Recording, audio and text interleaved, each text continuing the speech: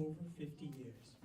I raised my family in this house, and we have had no issues with the train being behind the house. Everybody loves it, except for this proposition. This is going to make a mess of everything.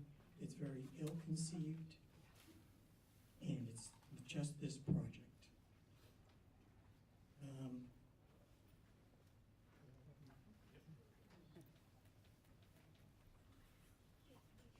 So I'm going to introduce what we're actually talking about so everybody's clear.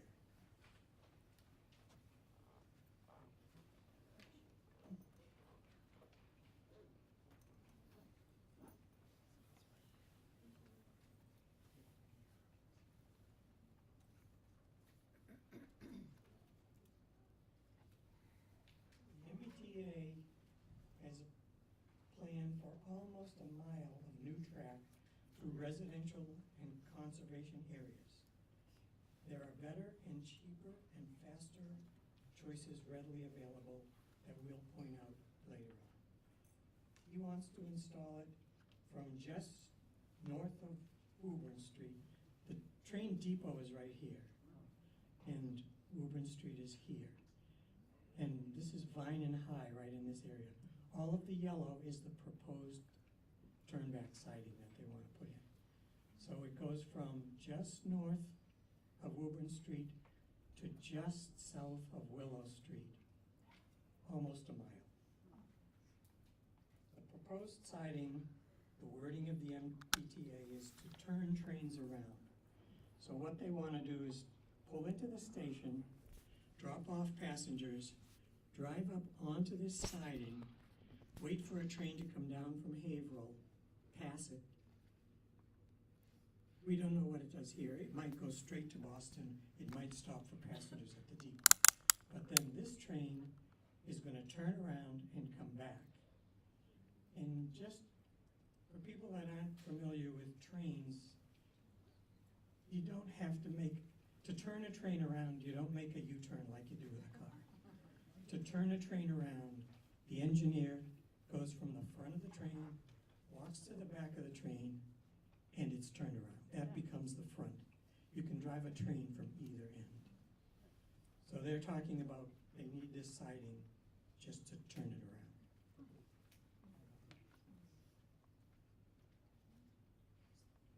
This will be from 5 in the morning till 11 o'clock at night, sitting on this siding with their engines idling the whole time.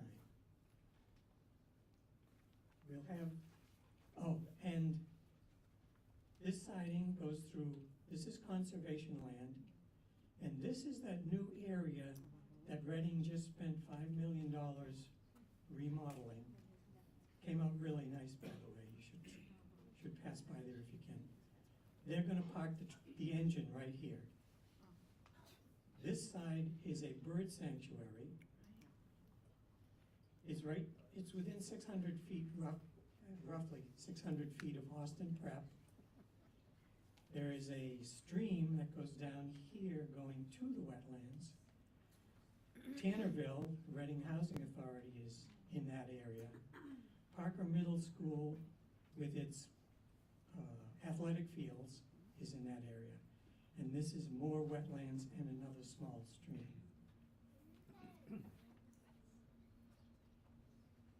And that is what they're proposing. So now we're going to go into the issues with it and solutions. Thank you.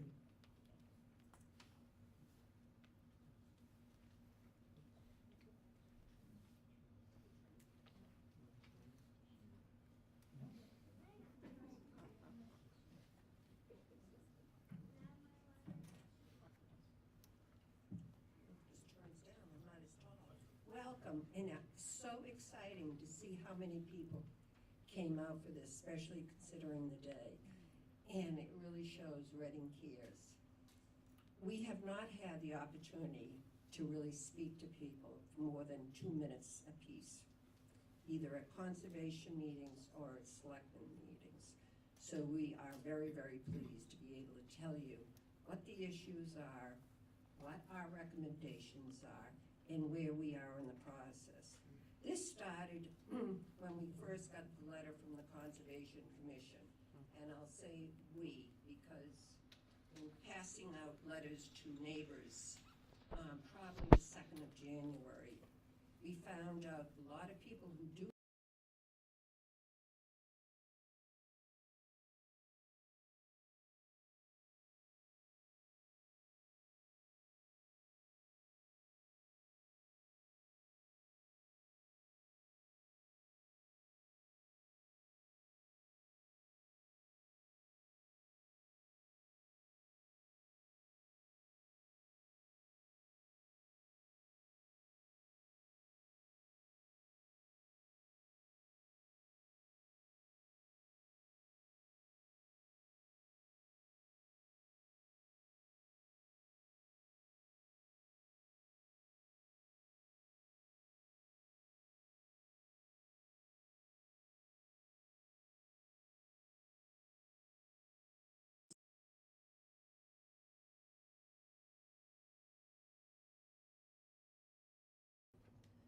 they've heard a lot from us. So we're hoping to find out more information. And I've asked Lucas to keep this up for now because I wanted to tell you about the smoke and mirrors. It's a lot of smoke that comes out of diesel locomotives.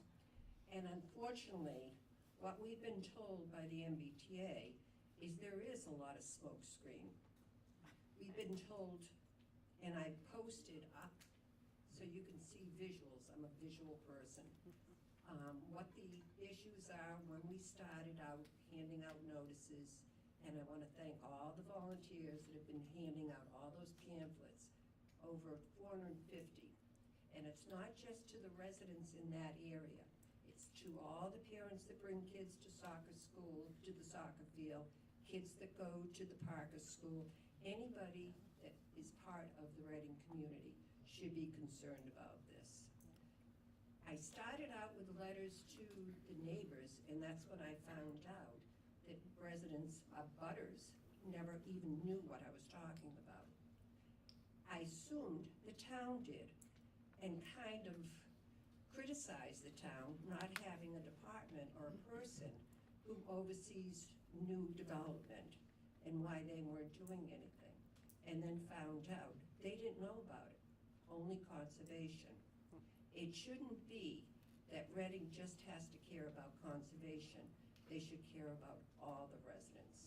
And that's what we're trying to do, is make people aware. There's also the MBTA who has had their policy that they're saying that this is under the jurisdiction of the MBTA. They can just come in and do it. Well, we've done a lot of research. We've all learned a lot of information about trains, and this is not correct. This is an exception.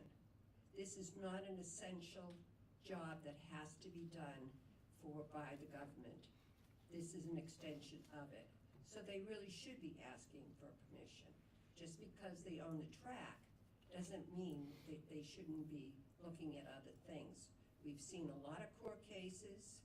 One, there is a court decree about idling, but we've also seen towns that have pushed back because of the environment to the people. There is an environmental justice area in this area, and I thought I had the map, but I don't. And it's from Tanneville down almost to the train station, and then it goes up to Summer. In that area, they're not supposed to be doing anything without consulting the people and making sure it does not affect their health and welfare. So, as you can see, we've done a lot of work in the last month, even more than a month, and we have some great alternatives that we feel that the state and local officials should be reviewing and talking to the T about. Their whole goal, the MBTA, is to have more trains and do 30 minutes into Boston. They could achieve this with our alternatives. But the question is, there's no more parking in this area. So where are all these people that are gonna park? And if you have people sitting at the platform at the railroad station in the winter with snow, ice, even in the summer when it's 100 degrees, and the train is a mile down and you're waiting for it, what sense does that make to the comfort of the people? In addition, by increasing this from 5 a.m. until 11 p.m., that is 18 hours that those trains will be idling and moving back and forth. During that time, as Tom corrected me, I kept saying the gates would go up. No, the gates would go down an increase of 40 times. So they could be going up and down at least 60 times a day, if not more. And think of all the buses, school buses, regular buses, and just normal traffic. And I had suggested to the town manager, the police should be looking into this. To me, this is a safety issue. So that gets me to where we are as far as looking at, and we posted this, and I've also had copies of our health and wellness. We want to do right by the residents of Reading. And our health concerns have been well documented throughout the country and by famous hospitals, John Hopkins, MD Anderson, of all the concerns. If we could just show first the video. Sometimes a picture speaks a lot more words than I could express. I have been asking people to visualize what this track looks like, and it's hard. Chris is here, Haley's here, and he's doing the live streaming. He did this video, and I thought it was so dramatic. It really explains it. This is going from Willow Street. I always go in the reverse, but this is going from Willow Street, and it clearly shows the conservation land and all the work, as Tom had referred to, on the left-hand side. For the right is all the bird sanctuary. And we have pictures of what the conservation land looks like now, and it's beautiful. I'm not sure what those circles are, but.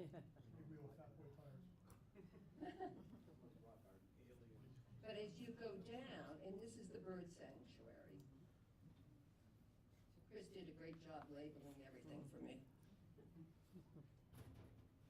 So as you proceed down the tracks, you start to see the homes on either side. All those. Let me just stop you super quick. Just everybody, my name's Lucas Prado, I'll be soon. But I just want to make everybody aware, approximately right where my cursor is right now, I believe is where they plan to stick the idling locomotive. Put it in perspective, somewhere in this general vicinity. I thought it was further down. Yeah, there'll be another track right beside, right along here. Yeah. The locomotive is in this general vicinity, about 600 feet from a Willow resident, Hancock resident, and Vine resident. Go ahead. On the conservation, at the locomotive, with all that has been spent on this line. But in addition, the trains will be going back and forth 18 hours a day, every 30 minutes. Originally, they said it was gonna be sitting there for an hour. That's against, there's an anti-idling law. It's 5 minutes for every bus, car, and everything else, but for diesels, it's 30 minutes. So they can idle for 30 minutes. But in some of their reports they sent to us, they said an hour. Every time we've gotten something, which hasn't been often, it's a different message. So I'm very cautious of what they have to say to the MBTA on Tuesday. That's why I call it smoke and mirrors. So you can see the homes. They're right on the tracks. They abut the tracks, and they all have families in each one of those.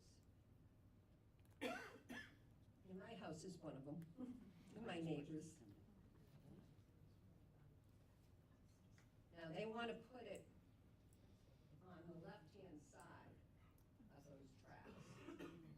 So you can see 4,500 feet, and they say they can't shorten it. That's the amount of length, the track that they need to bring a train down to stop it. They're supposed to be doing some type of, and I'm not the techie tech on this one, but it's called an electric plug, that after 30 minutes, you would have to plug the locomotive into to prevent it from, oh, sorry, there was Tanneville.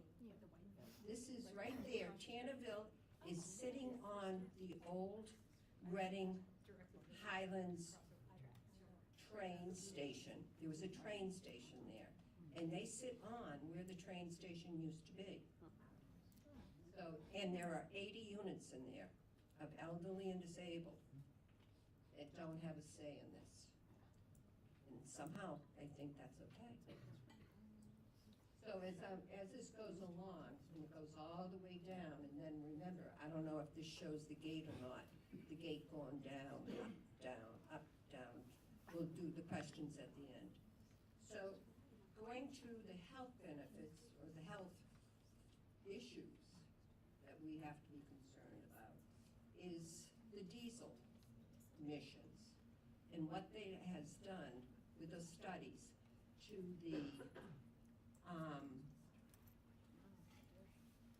the lungs, asthma, respiratory, lung cancer, the hearing issues,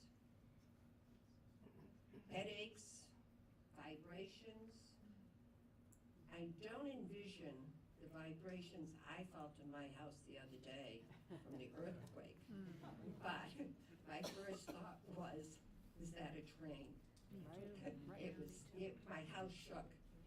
That was concerning. And in some places, before the MBTA is allowed to do anything, they have to inspect everybody's foundation. That's a consideration. They have to do an environmental study. I haven't heard that the MBTA has done that. Sound is not something I've heard mentioned. I live on Temple Street, which is far from the depot. When the train idles, and I sit in parts of my house, it is like deafening. That's as it is now. So I think people should, it's not gonna be just people on the tracks. I live a quarter mile away. No, and as far as the diesel fumes emissions, that goes, I can't remember, I did read it a while ago, how far back it goes. It's not just the streets abutting it, and think about the soccer field. Those kids are outside. Think about the park school. Those kids go outside. They walk. The kids walking back and forth to school over the bridge. Anywhere around there. Think of the kids playing outside. It's all families in that area, and it goes for streets. As I said, we passed out 450 pamphlets. So we tried to get as many streets that went off. But this affects anybody in the neighborhood. So I have pretty much talked about, had Lucas put this up because this is what they originally said. When we asked questions from the first meeting, which we weren't allowed to speak more than 2 minutes, how long would it be on this track? And the response was, after they went back to the MBTA, the response was 1 hour. And when this came up at another meeting, which again, we weren't allowed to talk, and we said, you said 1 hour. Well, no, we meant 30 minutes. And then they say, well, how long will it stay there? Well, not long. So we don't know the schedule, we don't know the length of time, we don't know how this is going to impact our environment. And I think we're all very concerned about all the health issues, and I have one that you could all take at the, if you didn't sign in, please do when you leave, and pick up some of this material. And if you could take a petition, and more people that can sign this to show that we are concerned about Reading residents, we're concerned about the environment, the conservation land. Our kids growing up have to be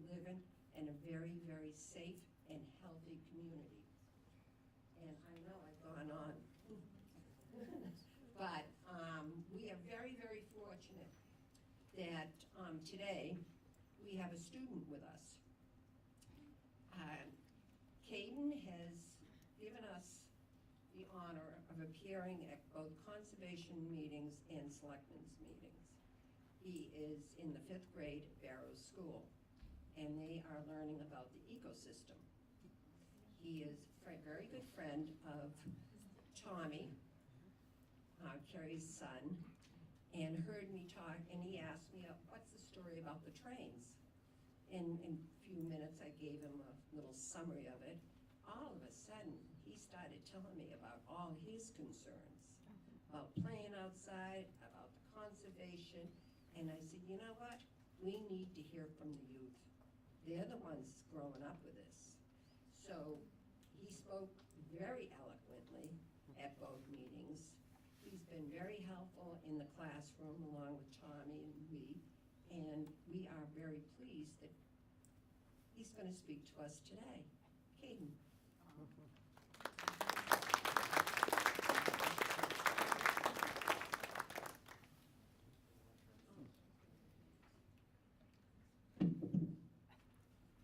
Hi, I'm Caden Marsikowski. I'm 10 years old and I go to Barrows Elementary School here in Reading. I live very close to the train tracks and conservation where they are trying to do this. I love spending time down at the conservation land, ice skating, riding bikes, and enjoying the sights and sounds. People mainly go down to the conservation land to enjoy peace and quiet, and that would all be stopped if there's trains running and their fumes and smoke polluting the air. I also love to spend time outside doing lawn care, but that could be stopped due to the air pollution.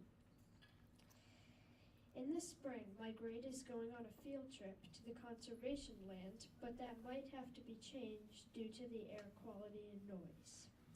Thank you. Hopefully we do not have to do this, taking away from our conservation land and neighbors' backyards.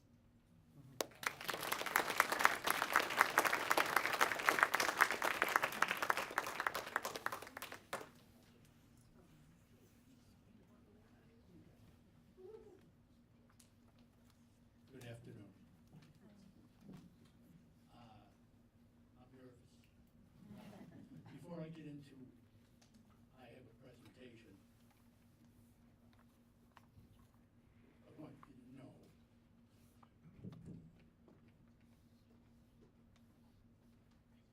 why I've gotten involved. This fiasco, first and foremost, is the impact on health and well-being of my friends, my neighbors, all of you. And this is a fiasco, believe me. The total lack of communication to the Reading residents throughout this whole process stinks. Bless you. I don't know, I personally, my backyard overlooks level to the train tracks. I don't want a diesel locomotive staging rail yard in my backyard. I don't think anybody would. And we have what Luke's gonna speak about. We have some great alternatives that the MBTA has not accepted or even wanted to listen to. Now, I'm gonna speak, but Caden outdid me already, so.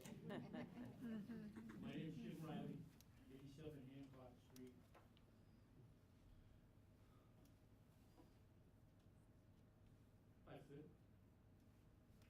I've lived on Hancock Street 65 years or more. My home borders the existing Haverhill single line and the linear Theater Bird Reserve. I live down beside the old, for those that are old like me, the old steam locomotive roundabout in Reading, at Reading Highlands. Beside what that is now Tannerville Independent Living Center. My parents and I and my two brothers moved along Hancock Street in different houses all through the 50s while growing up. When I got married,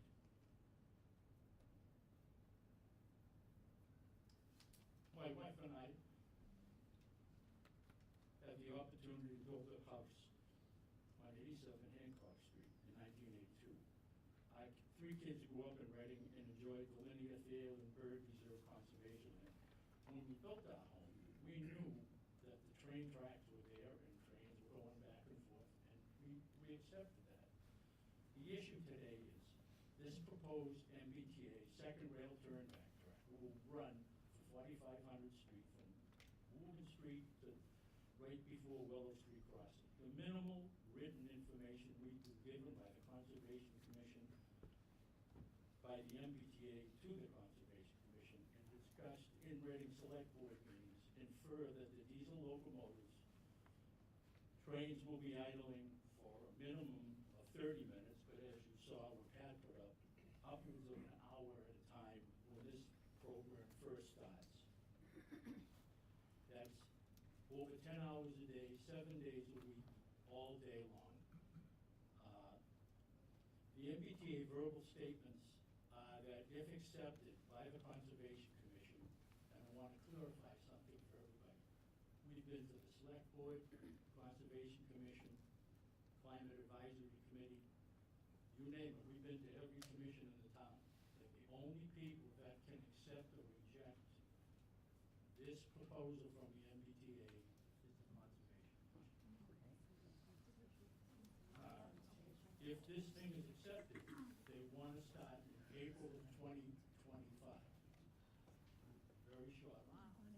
On December 3rd, in my mailbox was a hand-delivered letter of notification from the Reading Conservation Commission of this proposed MBTA turnback track, with a brief explanation that there will be a conservation meeting on December 11th. I went to that meeting because of the lack of communication. There were only 3 residents that sat in that meeting, and I'm the one that spoke to those. At this 12/11/24 meeting, I raised many issues of discussion: excess diesel fumes, idling, constant deep and heavy rumbling of these trains idling and constantly moving back and forth to the Reading Depot. At this first meeting, I gave a personal letter to everybody in the Conservation Commission stating I opposed it. I sent a personal registered letter to Philip Eng, the CEO of the MBTA, telling him in a 2-page document I opposed it. As I became more, I'm laughing because as I became more involved with these few people, now it's you people, in trying to stop this turnback track, I found that some of the residents on Hancock Street, Temple Street, Willow Street had no idea what was going on. They never heard anything, they were never given any newspapers, no, nothing. Our group of Reading residents opposing this turnback track has grown, and this is why you've all been invited here to listen and understand the impacts of this turnback track on Reading residents. Our group has found and presented alternatives to this MBTA turnback track, but the MBTA has not accepted our alternatives in any open discussion other than verbally coming back to us and saying, yeah, we looked at that. Our small group has reached out and met with Reading Town Manager, Select Board, Climate Advisory Committee, called and emailed our senators, state representatives, Mystic River Watershed, the MVP Group, and the Federal Railroad Association, which they called me yesterday and I'm supposed to put together a document telling them what to do. It's a federal agency under the United States Transportation Board. Recommendations. We need your help to reach out to Reading Town Manager, Select Board, Conservation Commission, Climate Advisory Committee, the MBTA, Philip Eng, CEO and General Manager of the MBTA. Our state senators are representatives.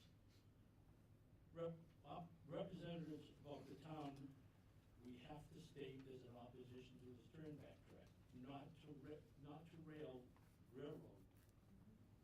not to trains. We have good alternatives for the trains to be placed. We want to help increase this creativity that the MBTA is talking about, but they're not listening to anything we do. Concerns. My first and foremost statement is Reading residents' health and well-being must take precedence. over business issues. We can't let, they're already done to us in other communities, we can't let this happen. We have to take our lives away from the MBTA business issues. This proposed turnback track would be similar to a diesel locomotive staging area. Trains moving back and forth and back and forth. Lack of town residents being made of this proposed MBTA turnback track. Impacts on Reading society. Alternatives not being allowed. These are my concerns to be explained and listened to by the MBTA senators and representatives. Sorry for the confusion I put up here, but we have a proposed small list of concessions that we developed, that we developed just in case this project moved through the town quickly with nobody listening. That list of concessions was just the first pass. We want everybody here and everybody that watching on live video, if you have concerns and if this potentially is accepted, we've got to make sure we're heard. Thank you very much.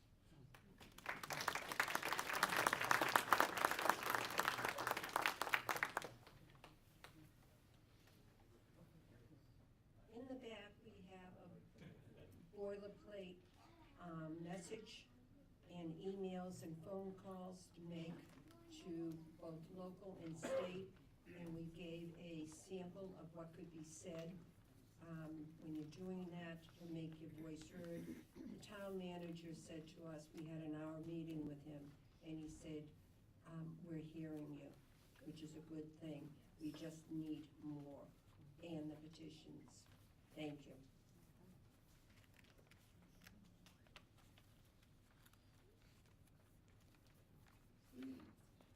Hi, first of all, my name is Lucas Prado. I live on 85 Hancock Street. I live in one of the houses that Jim grew up in. I live right next to him.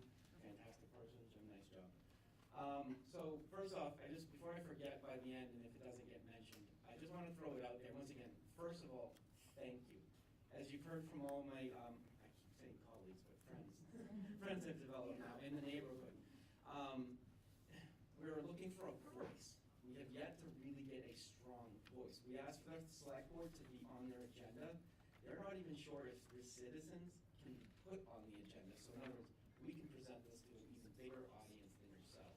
So one thing I just wanted to ask is if there's any lawyers in this room willing to take a look at the civil action against MBTA in 2010, please reach out to me. Or if you know a lawyer or a legal counsel willing to do so, I really, really want a professional lawyer to look at this document and give some answers to us, because I think it is potential critical info. Once again, some of the research we've done there's a station in Reedville, a big train station, from what I've gathered since as recent as 2024, they're letting the trains idle all night long, which in my opinion violates the civil action. I really would appreciate someone to take a look at that. I'm not a lawyer, someone who's a lawyer.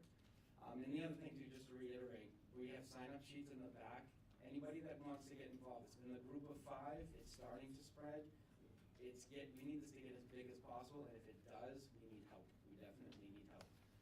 So just to kind of move into the alternatives that I've fallen into, a friend of ours gave me this document when I started asking questions, and the document was put together by Transit Matters. It's a nonprofit organization that focuses on improving the transit within the Mass state. And that basically built my alternatives document as I read it. So just to start too, the whole reason why we're here, I think why you are here, is our family, first of all, to protect our family, friends, and neighbors. And just to quote Governor Maura Healey from her Commonwealth address on 116, her quote was, and I stand by it, and I appreciate what she said, is to protect and strengthen the things we love. That is why I am here, and why Jim is here, why Tom and Jan and Pat, and I believe all of you are here, and we need to be bigger and strengthen this group. And just that's one thing I forgot. I just want to add, I believe, and please someone correct me if I'm wrong. This Tuesday, February 4th, if we could get this whole group into the town hall select board meeting when the MBTA is going to be present and giving a presentation. If we have a show of force like this is going to speak volumes. So if you can make it, that would be wonderful. It's still. What time is it? I believe it starts at 7. I don't know exactly what they have an agenda. Hopefully we're at the beginning. Yes, so we really appreciate it if you could attend or watch the live stream. I believe you can get on Zoom as well too. So once again, numbers I think will go a long way in this cause. So once again, this is a fairly long document, and the other thing too is if you want a copy of this document that we've already submitted to all the boards and committees, feel free to sign up out back and we can give you a digital copy of this. So just to follow along here, the reason why we're doing this is because the proposed turnback track all the way up to the bird sanctuary and the conservation land behind our homes. And then once again, I referenced the civil action back in 2010. So it's just, from what I've read, I have no faith in the MBTA to care about the residents. Yes, they have a good cause. They want more trains. I advocate it. We all, I think, advocate for it. We live in a town that has a train. It's very convenient to get into Boston and other locations. However, all the research I have heard, seen, and read since I think 2013, or whenever I started in on this, they don't seem to care. That's the disturbing part, and that's why we need to stop this too. So, Jim, you can skip to the next one, please. The right key.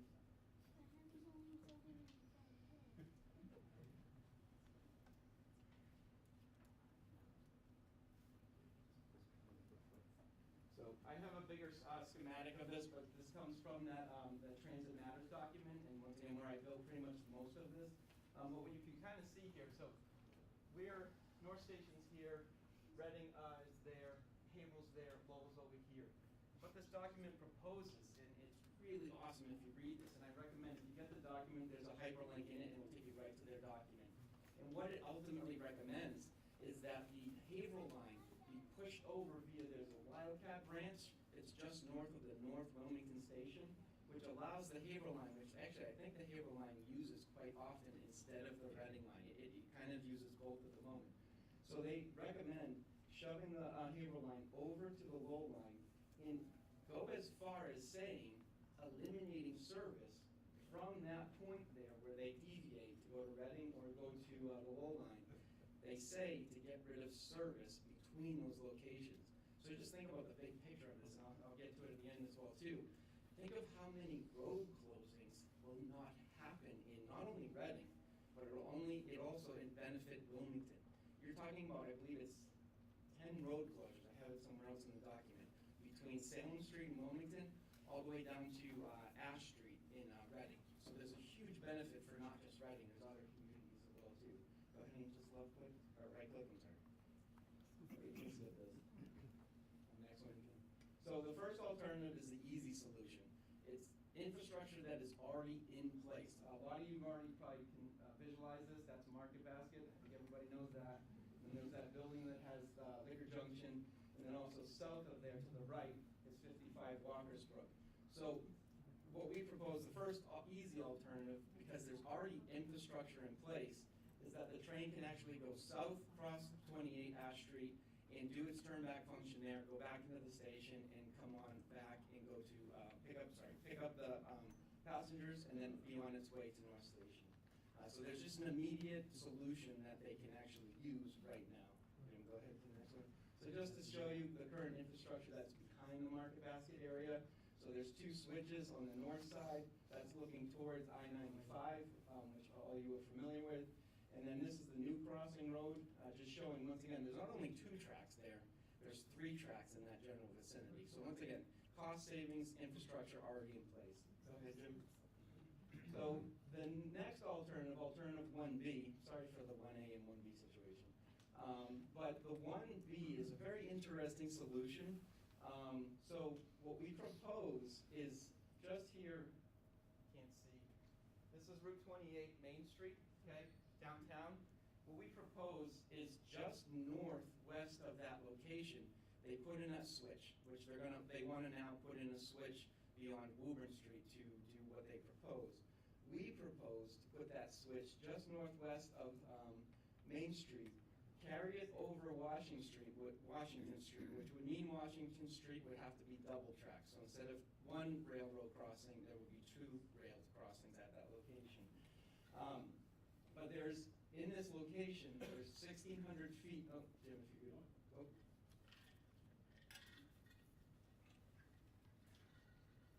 So yeah, so you can see there in this location from Main Street up to Woburn, and we don't, once again, we want to stop this turnback in the station.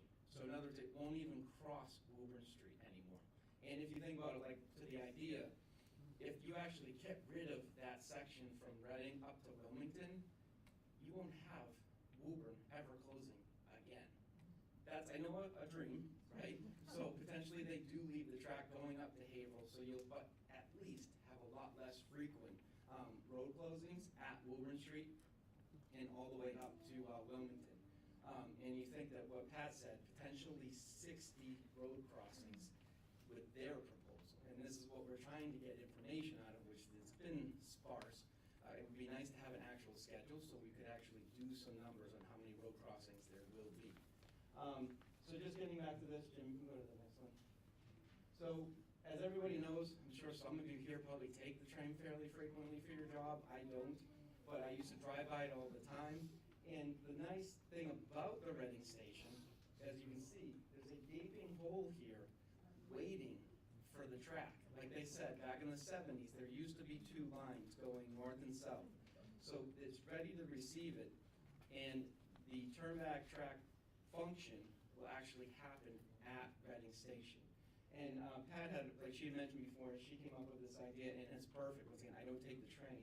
But if you think about it, if the train is idling and stopped in the station, and he's done, I think the train engineer would have to do his turnback function, then he can open up the doors to passengers. So in inclement weather like today, or freezing rain, or 100-degree day outside, the passengers can comfortably wait inside of the train instead of seeing the train 4,500 feet away, right? It's a pretty simple solution. And once again, this infrastructure is pretty much there. As you know too, this Reading station is not a place to wait. You can't physically wait inside of it. So this allows the passengers the comfort of sitting inside the train. For the normal schedule, or think about it, what if there's a delay, right? So they get to sit inside of the train in comfort. There's always a delay. It's always delayed. It's always delayed, okay. They should put their money towards that first, let me tell you. Yeah. You guys get a direct response to this? Did you Sorry, get a say- direct response to this? 'Cause We would love to, but we don't have an avenue yet. We're trying to get. We've given this document, the concessions document, and Pat's health and well-beings have all been submitted to town officials. And we've asked them to pass it along. Who they pass it along to, I'm not sure yet. I spoke with Haggerty, Representative Haggerty, the other day for a good half an hour. He's one of the ones that spoke up for us Reading residents in a local meeting that involved, I believe, governors, and this is either the governors themselves or aides, representatives, town officials, MBTA. Representative Haggerty spoke up for us and made known of the lack of communication that the MBTA has proposed to the town residents so far. Yep. And the town manager has taken all our documents, which we're overwhelming with, believe me, and he has sent them personally to the MBTA. So it's not like they haven't seen our documentation, they just don't want to talk about it. Yeah, and thanks to Matt and Chuck, they both have been great. And like Jim said, we've been inundating them with information, but once again, we are looking for a voice. That's the ultimate thing, and I think we're getting heard, once again, because you guys are here. So let's see here. So alternative 2A, so the 1A was with regards to potentially using the current infrastructure behind Market Basket to allow you to potentially build a new Reading station. So Jim, we can go to the next one, please. And this is one of the two solutions. This is probably the second best solution, where there's a picture of Market Basket again, and then the buildings up here, as you all know, are maybe 50% full in Reading at any given time. So in that general vicinity, there's plenty of room to put a station and/or, once again, conversations beyond me have to be had between representatives, the property owners, and things like that, clearly. But there's an opportunity here. So in other words, there's plenty of room for an 800-foot train to park here, put a platform there, and I put 2 platforms, but honestly, I think only one is needed. And I'm not a train person. I'm starting to become one, but I think it only needs to be a platform, boarding platform on the side of Market Basket, not on the other side. So Jim, you can go to the next one. So this is our ultimate solution here, and I think when you start to hear me talk about it, it not only benefits Reading, it benefits northern Wakefield, Linfield, Wilmington, southern North Andover, western Middleton, and other communities. Okay, so this is the picture. So right in the top there is 55 Walkersbrook. I think everybody's familiar with that location. And this big yellow parking lot area, anybody who's ever done the DPW day dropping off, you've probably circled through this gigantic parking lot that abuts, that parallels the actual tracks. So Pat was nice enough in the middle of the morning one morning, so where you would think that parking lot would be full. Jim, just quickly go to the next one, please. No, not full.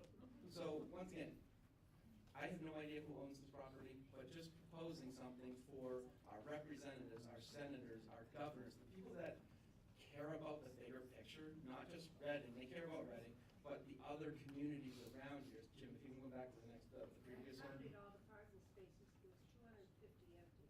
Yeah, so once again, like Pat had said too, they want to increase the frequency in and out of the current Reading station, but can the Reading station and the town actually handle that amount of extra parking?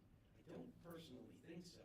But, so, once again, if the right conversations are had, the big gigantic parking lot on the left, probably it may make sense if it's busy enough, probably would turn into a parking garage.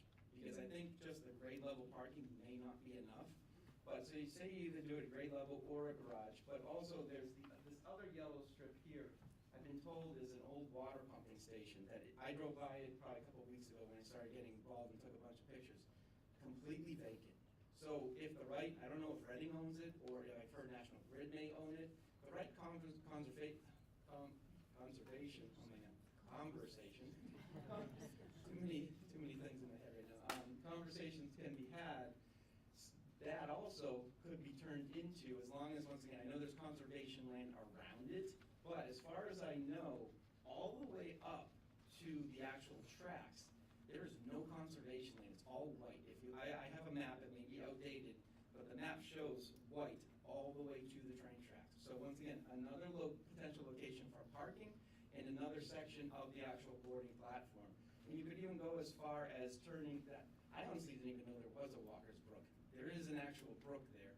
You could potentially turn that into some nice green space for the people in 55 Walker's Brook location, picnic tables, and actually make it a green space, a situation like that. So let's see, sorry, I got a lot to talk about. I'm almost done. So the other thing too, one of the biggest benefits about this one is the location of it.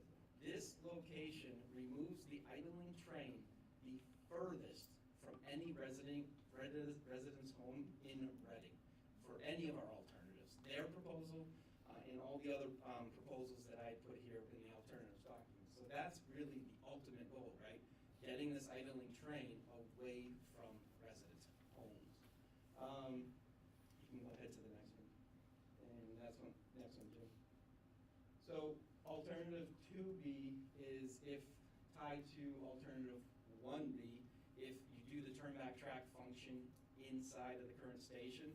So if 1B actually happens, most likely 2B here, that's where the Reading station will stay put. So to do that, you would have to, because I know on one side, there's a wheelchair accessible ramp that raises up the platform so that person can get in.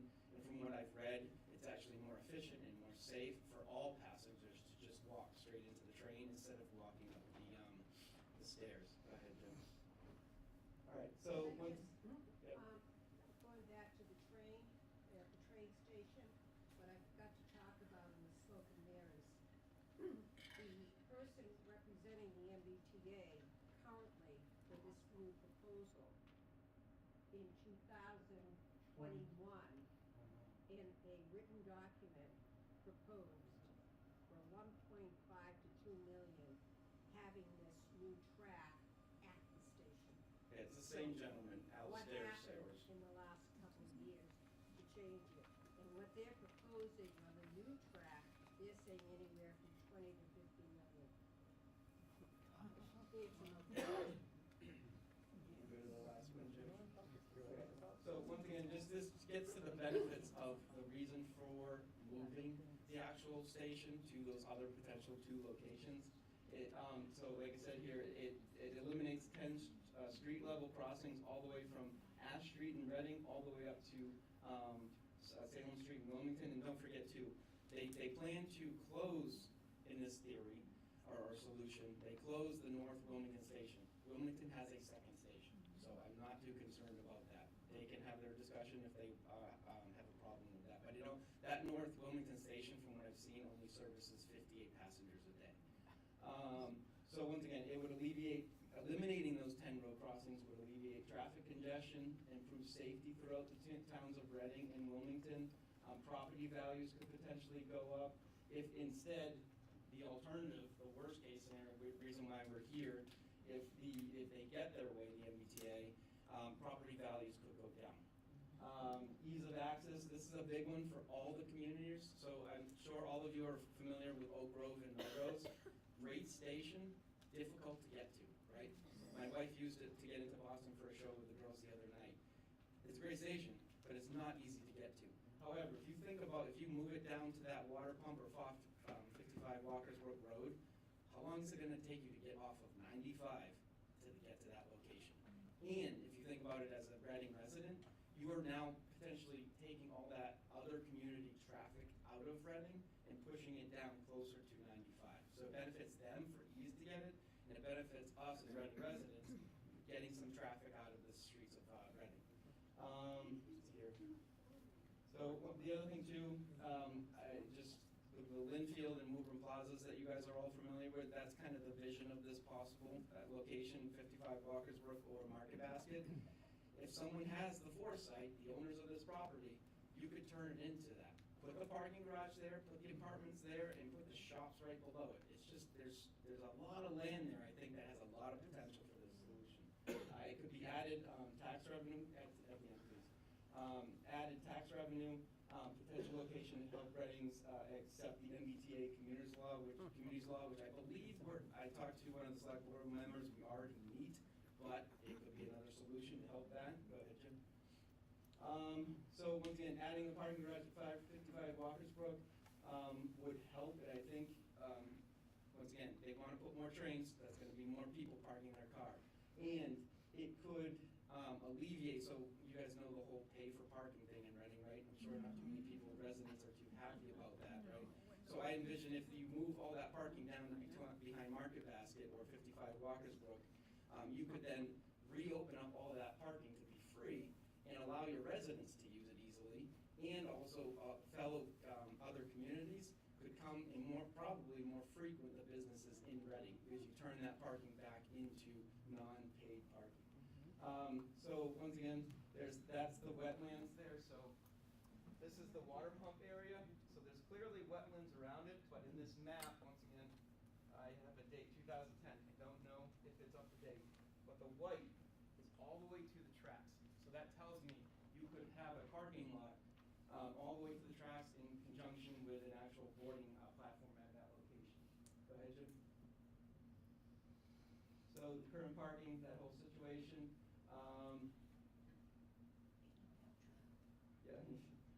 And once again, if you do in fact get the ideal dream situation where they do eliminate service from that Wildcat branch in Wilmington down to Reading, you could potentially turn it into a rail trail. It's a dream, but it could be an option. So let's see here. Sorry, I got a lot of info, and thank you for your time. So once again, if you get rid of that track and that service, it's a cost savings for the MBTA. So if they shove everything over to the Lowell line, which is better handled, better ready to take the Downeaster, to take the Havel line, to take the freight trains, you could have different benefits, just cost savings, not have to upkeep and repair all those road crossings, all that rail throughout the year. So there's cost savings there. And one thing too, I'd recommend, just to reiterate, if the transit matters paper credit, that are, a lot of their ideas is what came out of my head as well too, as I read that. Go ahead, Jim. You mentioned that they came up with that suggestion in 2010, and we want to know who they gave it to. Anyone in the town who received it, or was that a publicized? With regards to putting the station in, or keeping the station there? But that was their recommendation. Yeah, it was a recommendation in 2022, I believe, and it was the same gentleman that has been at all these No, meetings. the trans matter. The Transit Matters that, can you go back to? And once again, as I initially got that document, it's probably at the front, I can go back to it. But I had thought the MBTA had inputted on that, apparently not. But nobody in the town knew about that. About So the what did mass. they do with the report, recommendations? I don't know. I've actually reached out to the Mass Transit, I keep counting that, Transit Matters website and organization. I have yet to hear back from them. Apparently they're going through a turnover of their board right now, so I hope to hear back from them, because they know a lot about this than I do, that's for sure. All right, we can get back to that later. Go ahead, Jim, to the next one. So this is just kind of quoting a lot of that Transit Matters information, which I would highly recommend that you guys read that. Go ahead, Jim. So you keep going.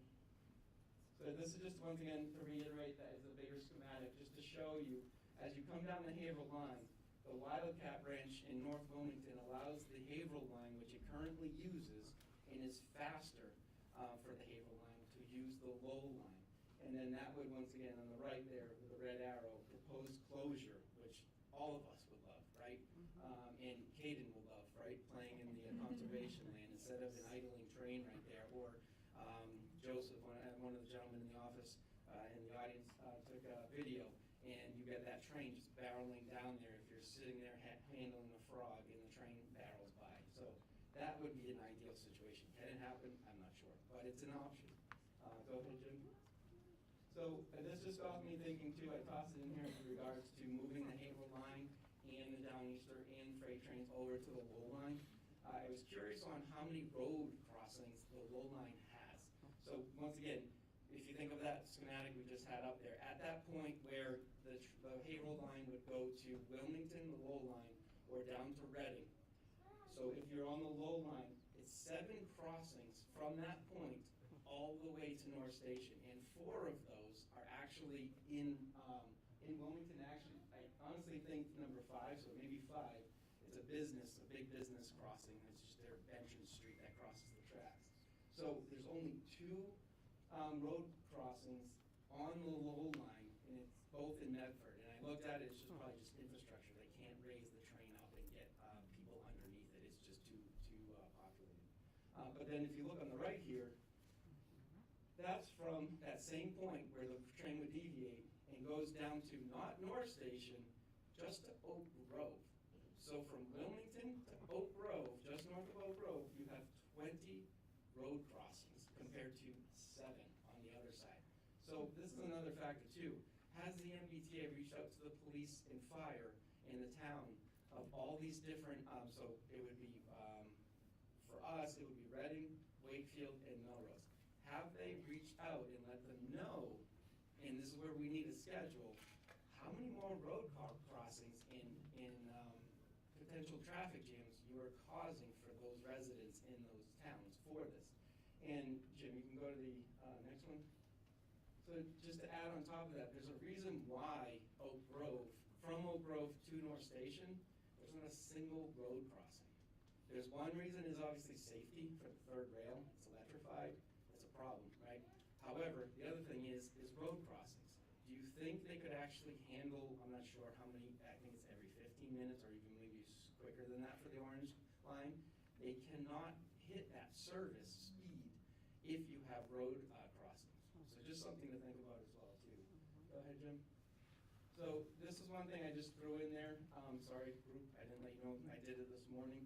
But there's also another more immediate solution north of Wilmington, okay?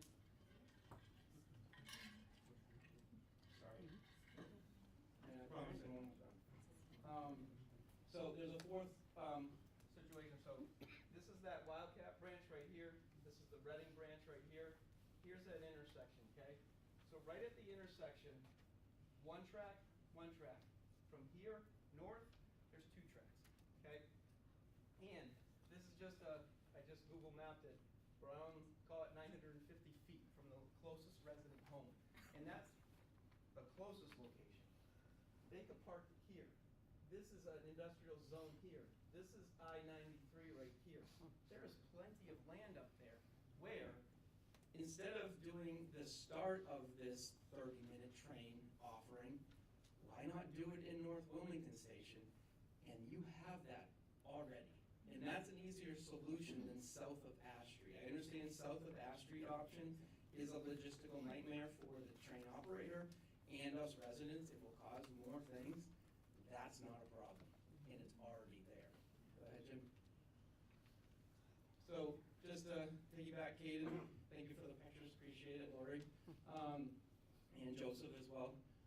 So Joseph had taken a picture. I had asked him to take a picture of standing in the same location and snap a picture of the train he was going by. It's not idling there yet, but you can see in the red there, that is approximate, once again, approximate, I don't know definitely, of where the train will be physically idling with regards to the new conservation lane trail. It is right there. Go ahead, Jim. So once again, what do you like better? Do you like the idling train physically right there, ruining this $2 to $5 million project that everybody loves? I went there, sadly. I live just on the other side. I went there for the first time. It is gorgeous, and it was even in the winter. It's gorgeous. Why ruin it? And God forbid, a spill happens. It's going right into that. And what is it? The Ipswich watershed or Abidjona watershed? It's a bad problem. And then just go to the next one. So this is the end of my presentation. I think everybody else's. So you can ask questions if you guys want to come back.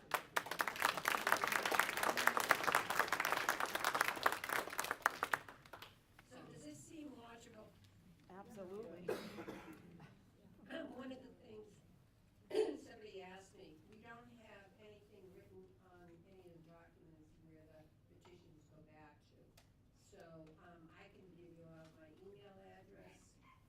So if you want to write that down, or if you have any questions, it's very easy. It's patcplum@yahoo.com. If you have any questions afterwards. It's not so much a question as much as what else Reading is doing right now. I'm Kyle Torn, I live on 43 Vine Street, so this is going to be in our backyard. And do go down and see the park, it's gorgeous. We've been living there since, but more importantly, I'm also an architect, and I volunteered to be on the Reading Eastern Gateway development. Meeting tomorrow night. This is all about developing the whole Stop and Shop market basket area. And so I maybe don't even know about this. Nobody So said a word. I'm gonna bring all of this up. Yeah. So that, a better place is to maybe have the trains parked in that area, if not move the station in that area. Personally, I think keeping the station where the station is where it should be. It supports the businesses. I know it's trains, people who are viewing trains are already accepting of the trains. But at least in terms of that going on as a town, we don't seem to be talking. First I've heard of it. Right. So if anybody wants to talk about that as well, we can, but I will definitely be bringing this up tomorrow. Thank you. Thank you. Also, at the train Reading station, while that other train is parked there, if that was the case, they could use, what do they call it, the electrical plug, so you wouldn't idle so long. There's an electrification requirement that came about in about 2015, that any train that is potentially going to idle longer than 30 minutes has to be set beside an electrification unit that the MBTA has to put in so they can plug it in, the train in and shut the engines down. Which is kind of hard to believe they would do that 4,500 feet down. Go ahead, sir. So first of all, thank you for Thank you. doing this.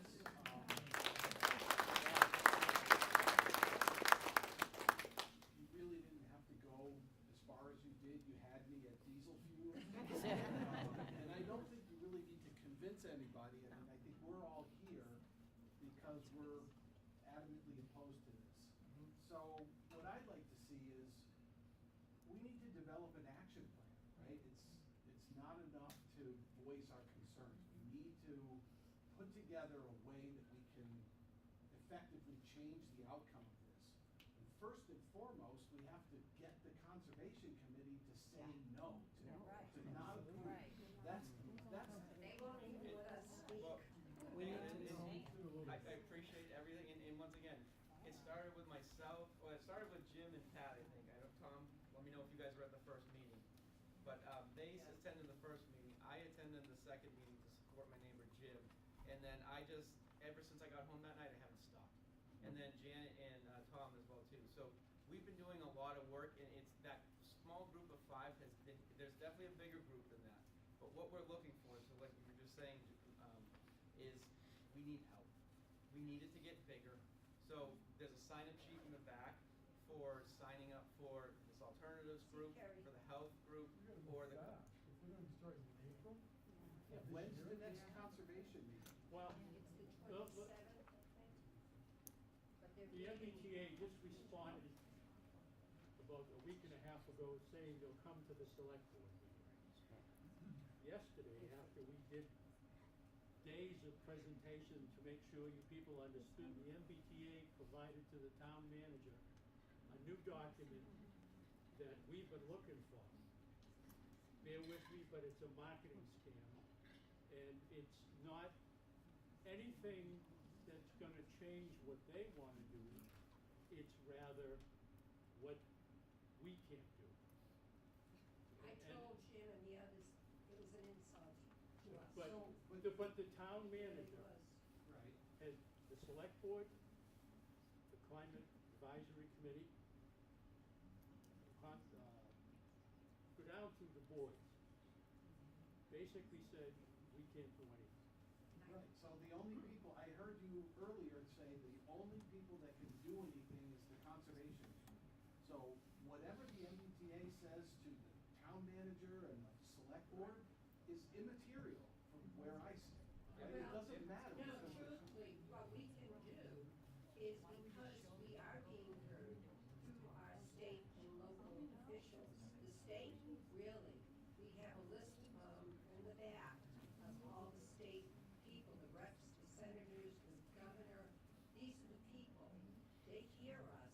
They're gonna have, I hopefully, request a meeting. Yeah, So Just so- Bradley Jones is on that list? Yes, Yeah. So- I've tried to reach him twice. February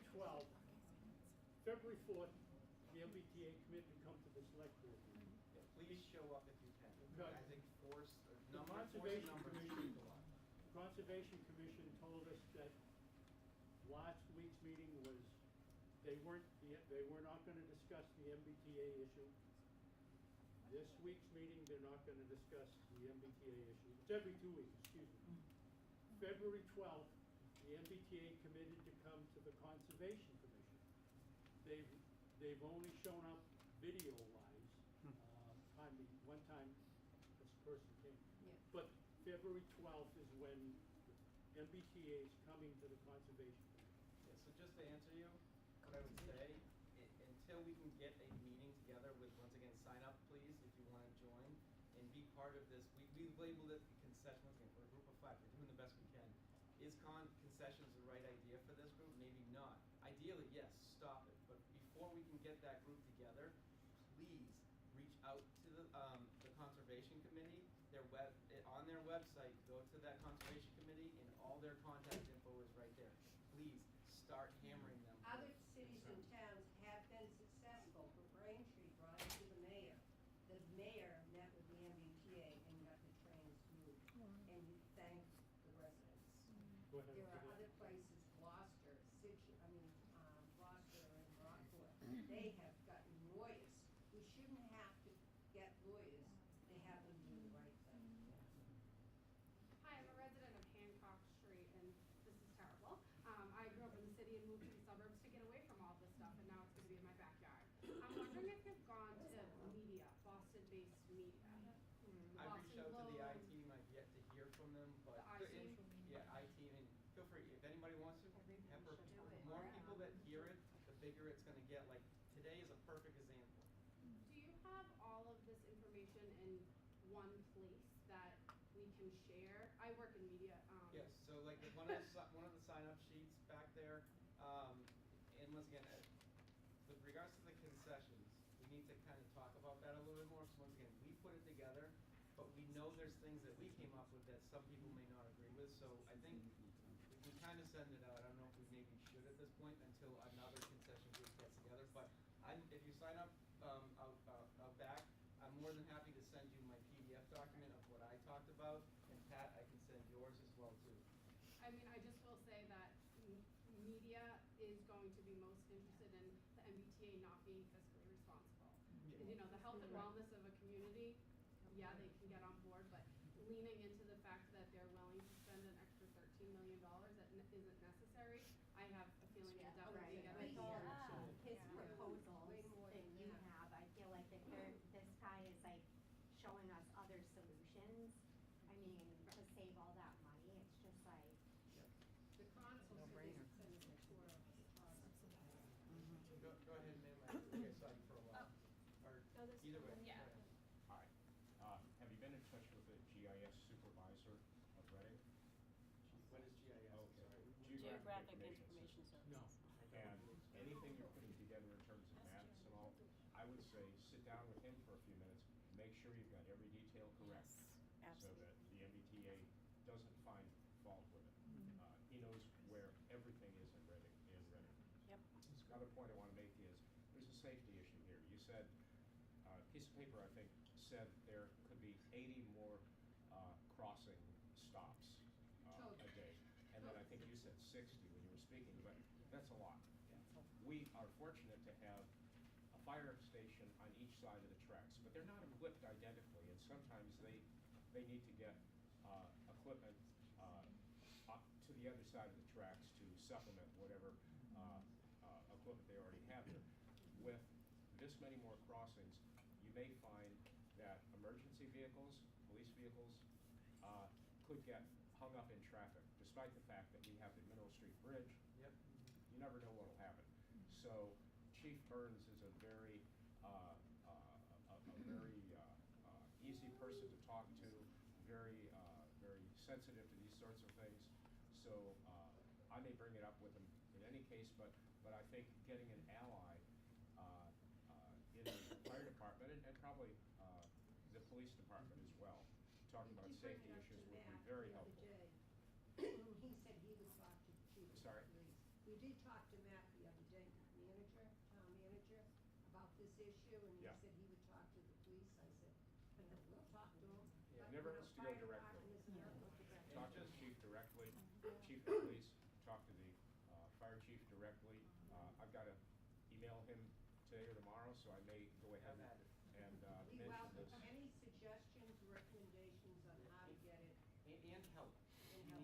need help. Send them the We really need these individual groups, and if you want to be involved with more than one of them, we need help. So sir, your idea is great, I just don't have a pen and paper right now, so we need these groups to get together and then delegate who's talking to what, because right now, I personally have lost track of who I send stuff to, the rest of representatives, governors, and so forth and so forth. Okay, the One of you in I'm the sorry, back. one more thing. Anyone can propose a warrant article for town meeting, which is in April, the first town meeting. So consider that. You know, even if the select board can't get behind something, it never hurts to put your own suggestion in, or your own, warrant article, which you can do it a few weeks before the town meeting. Okay, we had a question about what is the vote? The vote is February the 12th, we think, by the Conservation Commission. But I have said from the very, very, very beginning, that is not the end of our fight. No, Just because the conservation approves it. No, but it's we the are first going forward. battle that we have to It win. is, definitely, yes, there's no doubt about that, but I can tell you We have to personally, say I am not, that it's not I am not stopping if they approve it, I can tell you that right now. Go ahead, Joseph. Yeah, just a point of clarification. So my name is Joseph Fleury, 20 Willow Street. I actually live right behind the project here. The Conservation Commission, I believe their decision is only for where this track abuts the current conservation land in regards to the Wetland Protection Act. So they don't have jurisdiction over the entire duration of the track, and I know they've stated that multiple times in the Conservation Commission meetings. So just keep in mind that the decision from the Conservation Commission is for where that track extends into the protected wetlands and the policies that deem the jurisdiction of that But we're specific. talking about the fumes going over No, I conservation understand, and and that's also just the going land. into the wetlands, So, any kind of somebody spillage. else so has there to are have- other, and that's where the other departments, so you have the health board that needs to be involved for air quality testing. There's You have also the a town- question if there is no other- conservation land along Vine Street, and they're looking into that. Yeah, and Joseph, I think just, sorry, one second, I think where you're headed with this too, it's a worry of mine, is if the Conservation Commission denies this, and the MBTA comes back, okay, we don't need 4,500 feet of track, we need 3,000. That puts the locomotive right behind my house. Right behind my house. So there's no other commission in the town seeing this. It's only the conservation. That has approval, like, That's approval or From denial. from the commission, they said that nobody else is looking at this. I say Nobody others. else is doing that. Number one. And then part of the commission's concession is, don't put it down here, put it between Mineral and the beginning of, which is our backyard. Right. So it's not down, you won't see it parked here.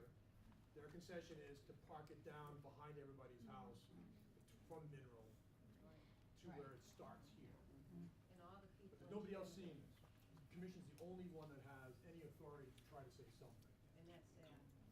Go ahead. Was there something about they need a certain amount of space to test the brakes? That's what they That's what say. they need, so they need to, So with that, so the clarification is, they will try to park down that short leg by Mineral Street, where it crosses the bridge. They still need the whole entire track in case the train's brakes aren't working, so that it can ride a stop. And then they would, go back to where they're supposed to park. So there's a safety procedure, the track might have to go, be doubled up, but they won't, Yeah, I'm curious on what they do say, because we're gonna bring it up at the town meeting. Yeah. But Tom found out, and it's a perfect example, you go satellite view on North Station, it crosses that bridge, it has less than what I proposed, it's 1,600 feet north of Main Street. So unless there's a special law that they can do that function in North Station, there's no excuse they can't do it in our current railway station. there's always economic factors that drive something, and we don't have the ability to get the investigation as who's getting the contract that's driving this, who the MBTA's motivation really is, long-term goals, we don't know what else is driving this, that the solutions that you're proposing, that I think are very viable, Yep. are being sought. Yep. There's something else behind it. Go ahead, sir. Yeah, I've got, so just quickly 2 points. I live on Summer Avenue, number 66, right on the kind of like sharp corner. So from what I'm seeing today, we would see it across through the trees and be right there. Especially right now. Yeah, right now, right. So I guess 2 comments. One is, what are the numbers of passengers that are driving them to change his schedule into doing this? Don't know. Because the train's never that busy. I mean, I don't use it on a regular basis. But As of July 2024, Philip Ang actually did a press conference and said that ridership has dropped 51% on the commuter rails. Okay, I so think it's a theory on their behalf, that if they increase it, they will get increased ridership. But I don't think you will, because people work from home now. People don't go into the city the whole time. If they did that, they need to have a different proposal. Right. Right? They need to build a new station, they need to provide, are we the ones that have to build that? No. So then they need a plan to accommodate all these people that they think are gonna be taking. They're is trying that to what- increase ridership within the 128. So is that what they're There's proposing article with about this? that. Oh, okay, all right. So they're sorry. trying to turn Sure. trains from Reading Depot, Yeah, 30 minutes it goes back into Boston. which it does anyways. But this would wouldn't come from here. Wait a minute, wait a minute. I'm more. Yeah, Sorry, but last one thing I had is, She has a question. I know, she's gonna. so if you put too much, I'm sorry, sorry. If you put too much weight on the fumes side of this, and you move it somewhere else, you still got the same diesel fume situation, but somewhere else. But no, but not. But I know, but it still goes up and it goes around, so my only being, Hopefully by then they're gonna electrify things. but with the MBTA's counter case to that might be, it's still the same problem, you haven't solved it, you just moved it somewhere else. So if you put too much weight on that being the argument, Well, the you noise, aren't, the vibrations, and the diesel fumes are more, they're not in residents. The studies done by John Hopkins, that when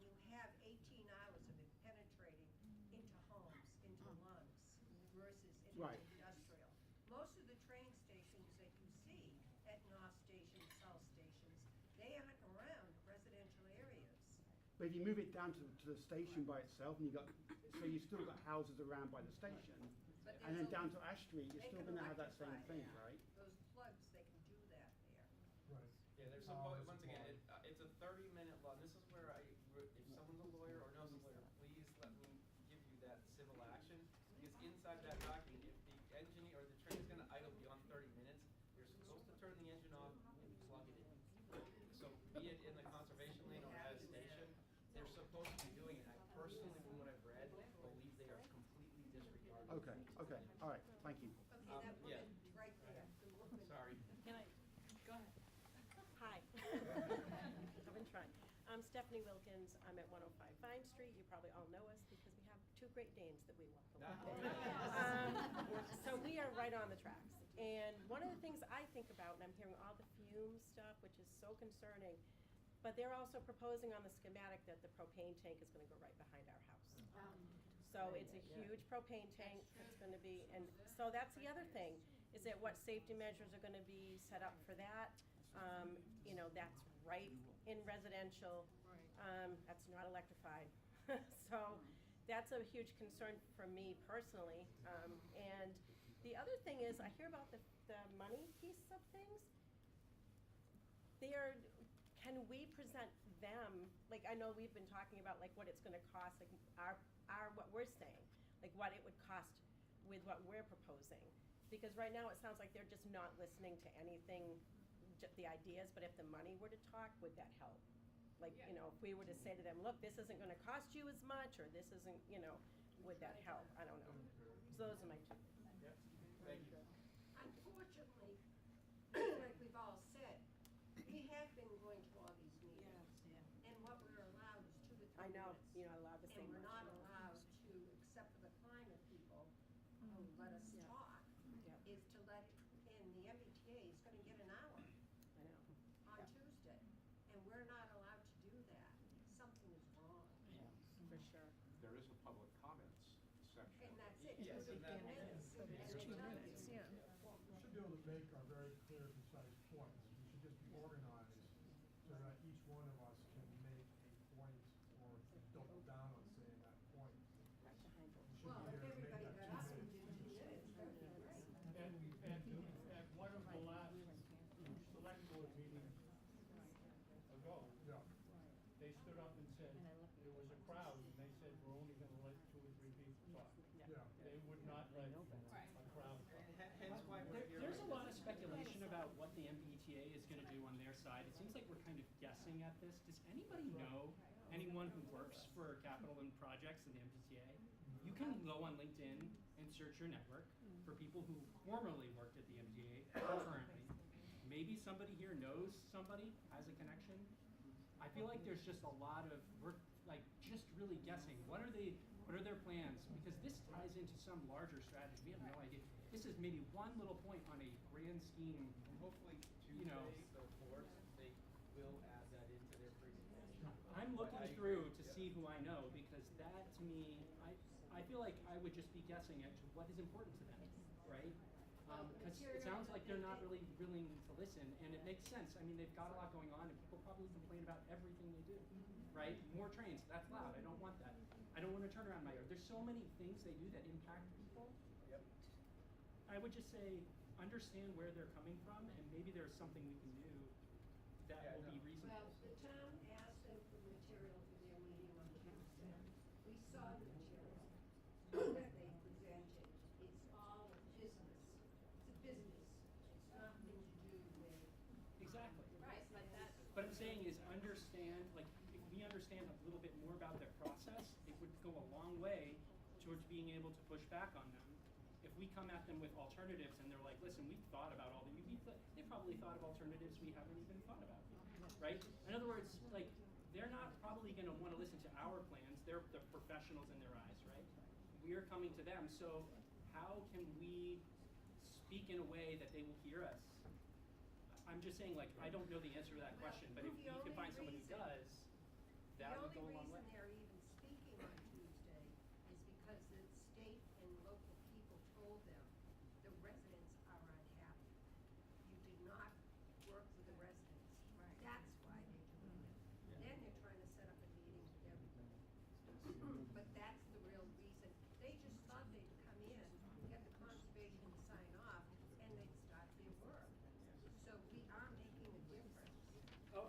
saying that you're not. What I'm saying is, I'm putting it out to the group. If anyone knows anyone at the MBTA, please find them. To that point, Alistair, who presented at the Conservation Commission, he has two studies that came out in 2022 and 2023 about regional rail investments.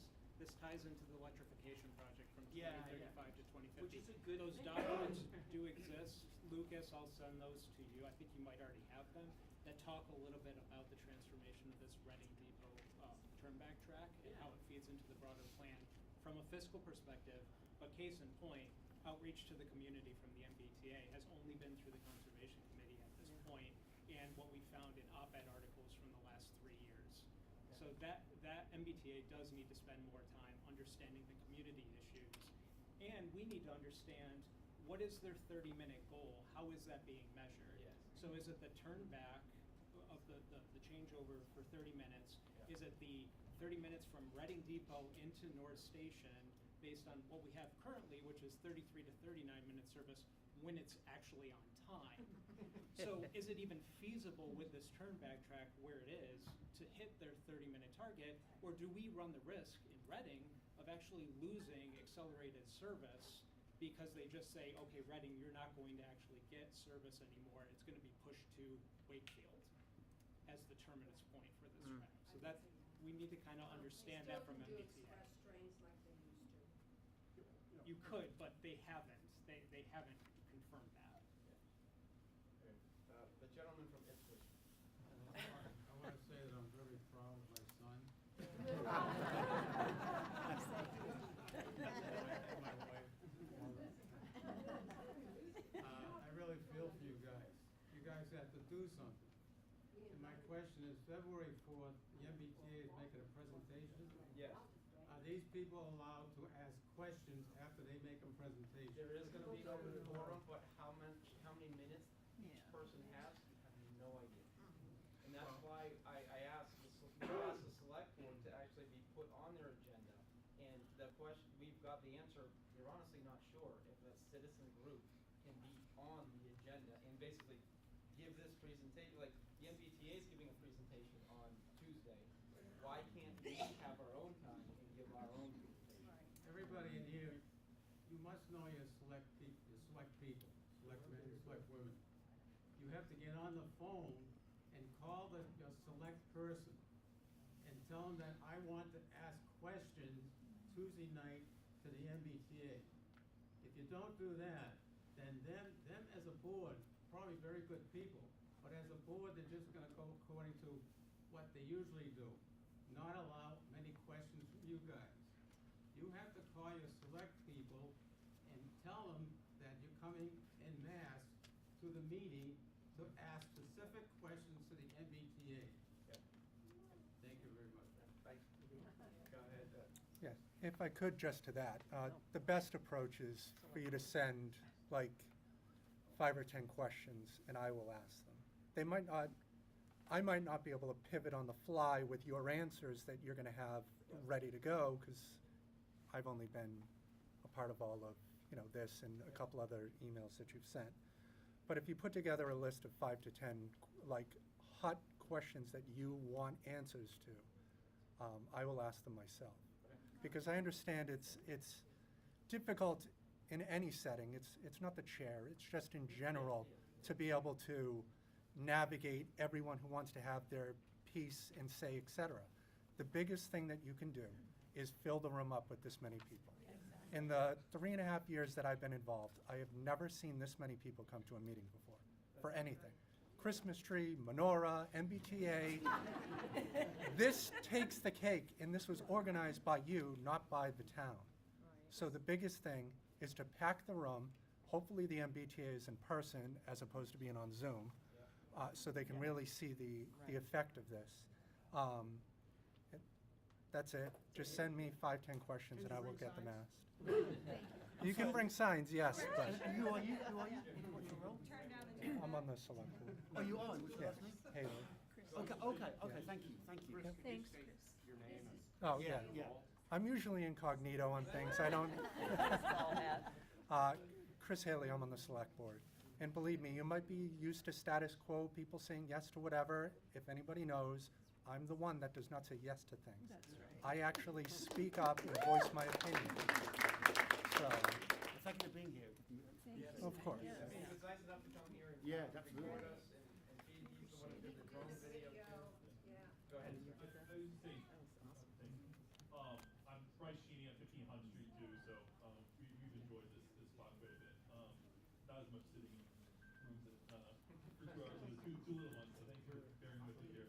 I think just the number of people is really helpful. So, I mean, I know folks have reached out individually to the people with pamphlets, but I would imagine it'd be helpful to have everyone that sign their name with their address here in Reading too, just given, the number of folks that are interested in this. I mean, do you find that would be helpful too? Or is that part of the petition? I would assume, once again, Yeah. we're kind of doing this on the fly here. Sure. By the seat of our pants, but yes, once the petition's probably after today's meeting, everybody who has one, please give it to us. I'll PDF it all, and I plan to submit it to the town manager. Okay. And then he will then, what he told us the other day, he will then send it off to the governor and whomever. Okay, I guess my point is just like, if it would be helpful just to sign a letter, whatever you guys are ordering, I'm happy to participate. I imagine most of the folks that have come out here today would probably be the same. Definitely that, and just like my father said, and I've said too, please, if you can, and I can email you the boilerplate that Pat put together, because it's what I did the first day. My first one was to Bradley Jones, and it was a lengthy one, took me probably half an hour plus. I hit send, I copied, paste, send, paste, send, paste, send. It's a lot easier, so please, that's the only thing, and once again, sir, your point, please start with the Conservation Commission, because they're the immediate decision makers at the moment. But once again, to add to that, if they approve it, I ain't stopping. No, I agree, and I think for where I sit, our action plan is, on Tuesday, we all have to show up at the town select board meeting. Hopefully Chris can speak for us if we don't get a chance, but if we do, then we can voice our concerns.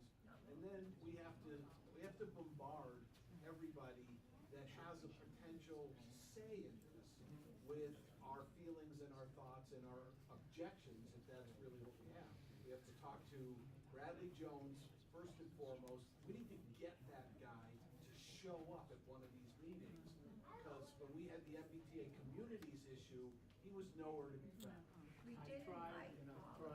I have tried too. I got him to come to my house We once, invited but all he the wouldn't selectmen, come we to a invited the meeting. conservation, we invited all the state people, the delegation, but, losing my voice.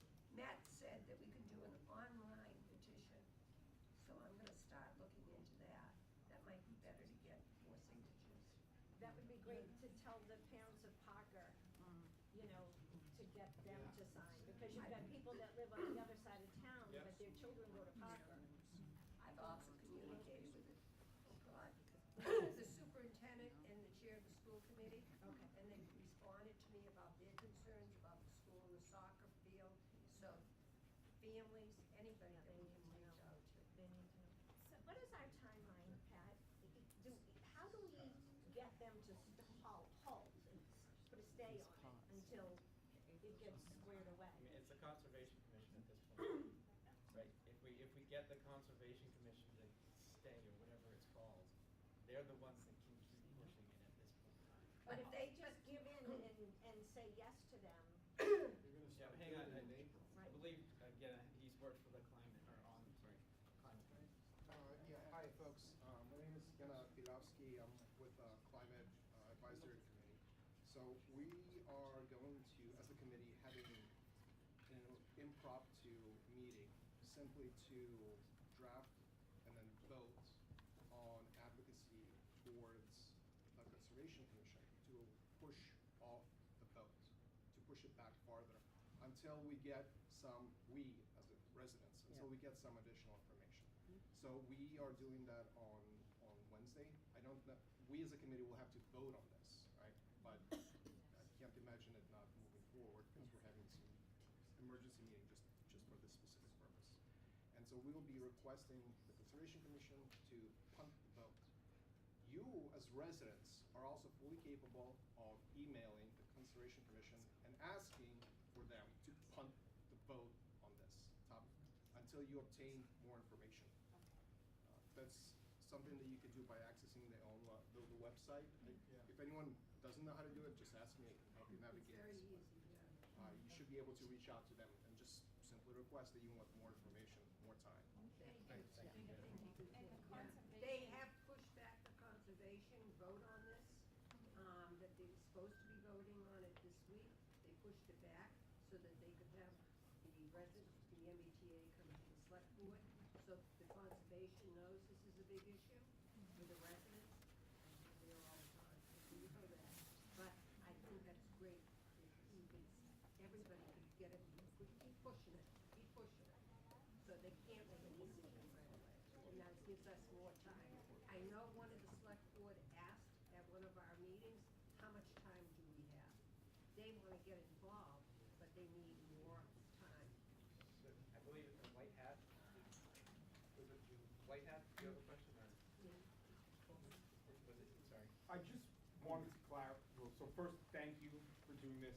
I said 2 questions, and one was that Joseph helped answer for me as well, was that I think what would be helpful from our perspective is to hear from the MBTA why they think this plan is the optimal one. Yeah, exactly. Right? I think that's what's missing from our perspective.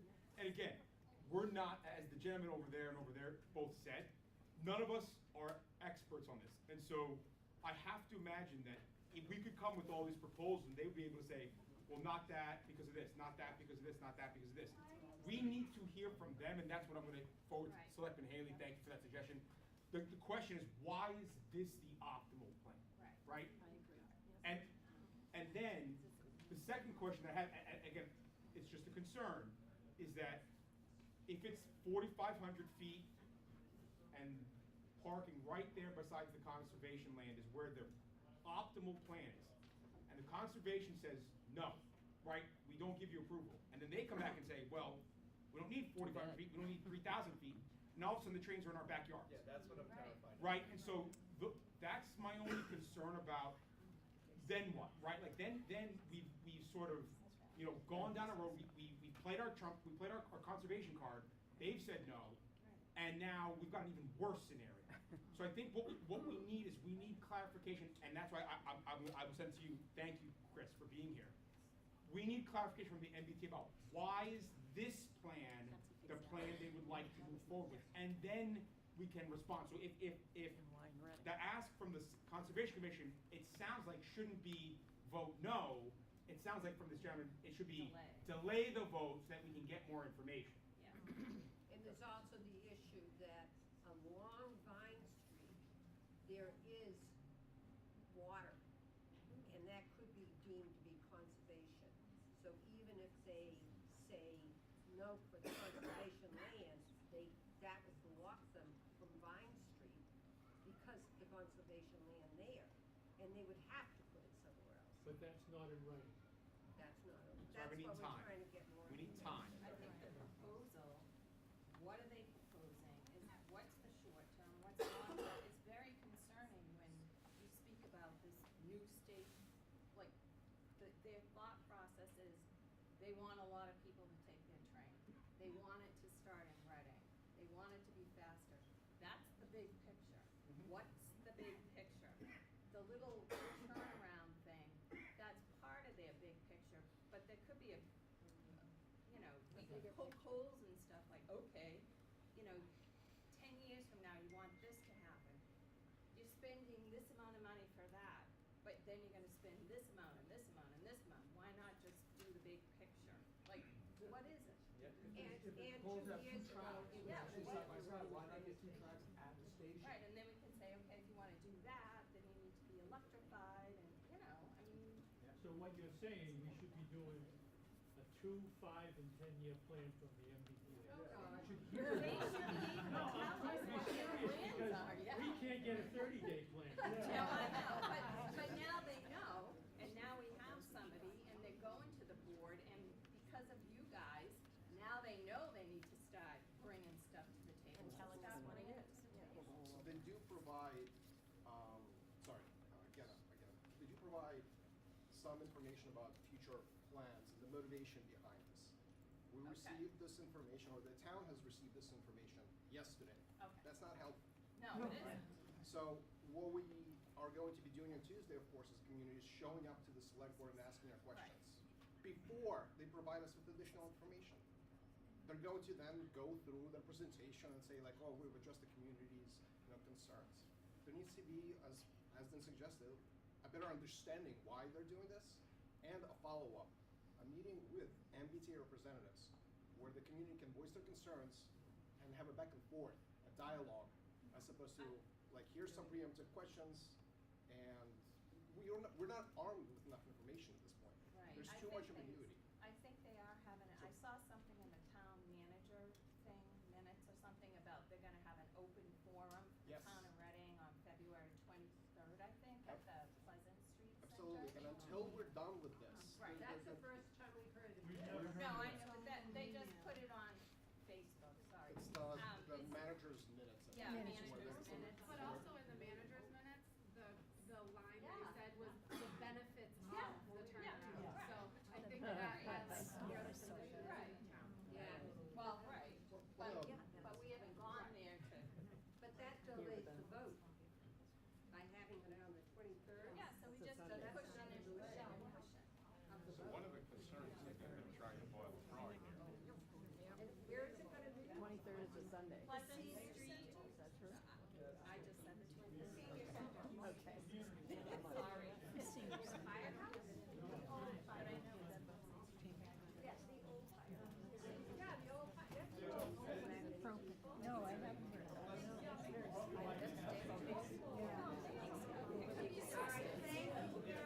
Thank you.